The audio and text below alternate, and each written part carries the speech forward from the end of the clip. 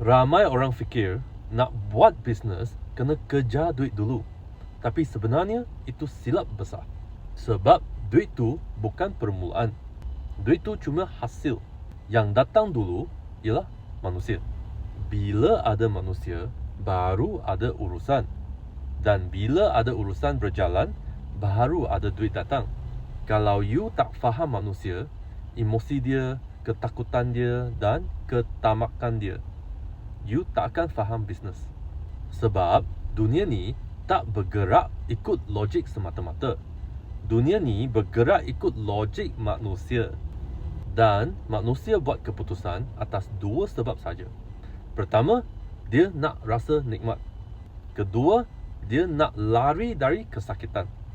Kalau you faham dua benda ni, you akan faham kenapa orang beli, kenapa orang buat keputusan. Dan bila you boleh baca manusia, duit akan ikut sendiri. Ingat satu benda, duit bukan masalah sebenar. Yang paling penting, faham manusia.